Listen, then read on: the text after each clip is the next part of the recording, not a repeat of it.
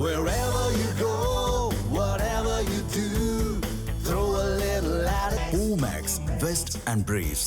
தமிழ்நாட்டில் கொலை, கொள்ளை, பாலியல் குற்றம் என சட்டம் ஒழுங்கு சீர்கெட்டு உள்ள நிலையில் காவல்துறையை கையில் வைத்திருக்கும் முதலமைச்சர் மு.க.ஸ்டாலின் என்ன செய்து கொண்டிருக்கிறார் என பாஜக மாநில தலைவர் நயினார் நாகேந்திரன் கேள்வி எழுப்பியிருக்கிறார். இது தொடர்பாக தருமபுரியில் அவர் அளித்த பேட்டியில் தற்போது பார்க்கலாம்.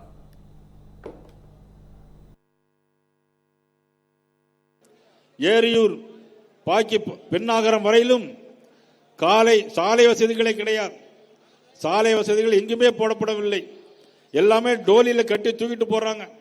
தமிழகம் தலைநிமிர நீங்கள் இனிமேல் வாக்களிக்க வேண்டிய கட்சி தேசிய ஜனநாயக கூட்டணி என்பதை நீங்கள் மறந்துவிடக் கூடாது. அதே நேரத்தில் சட்டம் ஒழுங்கு எங்கேயுமே கிடையாது. இந்த வீடியோவில் பார்த்தீங்க, ஸ்கூல்ல படிக்கிற வாத்தியார் சொல்லிக் கொடுக்கிற வாத்தியாரே போதையோட போறது மாதிரி செய்திகள் எல்லாம் வந்து கொண்டிருக்கிறது. சிறு வயது முதல் பெரிய வயது பெண்கள் வரையிலும் எங்கேயுமே போக முடியவில்லை. இன்னைக்கு பெண்களுக்கு எதிரான குற்றங்கள் 60% அதிகரிச்சிருக்கிறது. கொலை குற்றங்கள் 631 கொலை குற்றங்கள் நடந்திருக்கிறது. 18,200 பாலியல் வன்கொடுமைகள் நடந்திருக்கிறது.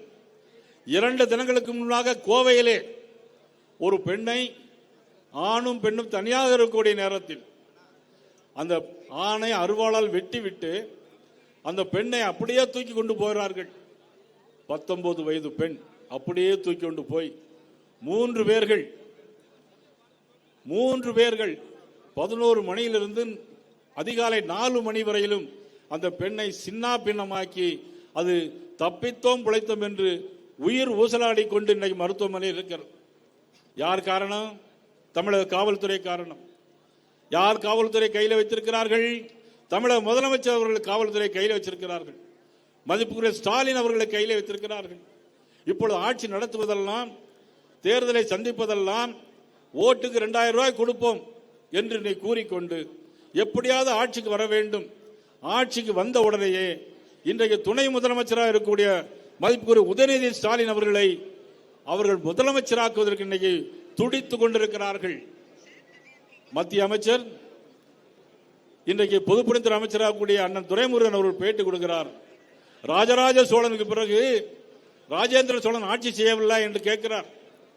ஆனால் நான் கேட்கிறேன், அது மன்னராட்சி, இது மக்களாட்சி. ஒரு குடும்பம் வாழ வேண்டும், தனி மனிதன் சாக வேண்டுமா என்பதுதான் எங்களுடைய கேள்வி. புரட்சித்துறை அம்மா அவர்கள் சொன்னார்கள், ஒரு குடும்பம் வாழ்வதா தனி மனிதன் சாவதான்னு புரட்சித்துறை அம்மா ஒரு பாராளுமன்ற தேர்தலில் பாட்டு பாடியே காட்டினார்கள். இதைதான் மக்கள் நாங்கள் தருமபுரி மாவட்ட மக்களை பார்த்து கேட்கிறோம். தொடர்ந்து எப்படி 5 தொகுதிகள் சட்டமன்ற தொகுதிகளையும் வெற்றி பெற வைத்தீர்களோ, தொடர்ந்து அதே மாதிரி வருகின்ற தேர்தலிலும் 2026ஆம் ஆண்டு நீங்கள் இந்த தேர்தலில் அதிகப்படியான வாக்களை வைத்து ரூபா தருவாங்க, வாங்கிடுங்க. பஸ் விடுறோம்பாங்க, விட்டாங்க, ஓசி பஸ் பேசுறாங்க. பெண்களை எவ்வளவு கேவலமாக பேசுறாங்க. இது மத்திய அமைச்சராக இருந்த ராசா, இன்னொரு அமைச்சர் நாமம் போட்டால் எப்படி அல்லது பட்டை அடித்தால் எப்படி என்று பெண்களை கேவலமாக பேசுகிறார்கள். ஒரு ஆட்சி பெண்களை அவமதிக்கிற ஆட்சி, விவசாயிகளை அவமதிக்கிற ஆட்சி, தன்னுடைய குடும்ப ஆட்சி விரட்டி அடிக்கப்பட வேண்டும் என்பதுதான் எங்களுடைய கோரிக்கையாக ஒட்டுமொத்த தருமபுரி மாவட்ட மக்களையும் நாங்கள் வேண்டி கேட்டுக்கொள்கிறோம். Wherever you go, whatever you do, throw a little at it. Omax, Vest and Briefs.